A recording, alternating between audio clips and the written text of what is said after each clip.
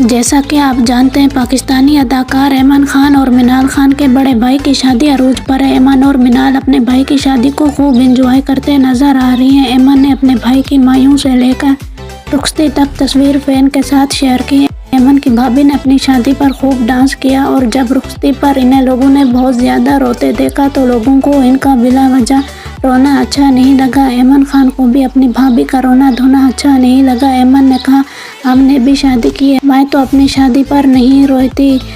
मैंने तो मुनीब के साथ अरेंज मैरिज की थी, लेकिन मेरे भाई की भाभी के साथ लव मैरिज है, फिर भी इतना रो रही हैं। दोस्तों, आप लोगों को आज की वीडियो कैसी लगी कमेंट में बताएं और हमारे चैनल को सब्सक्राइब करें।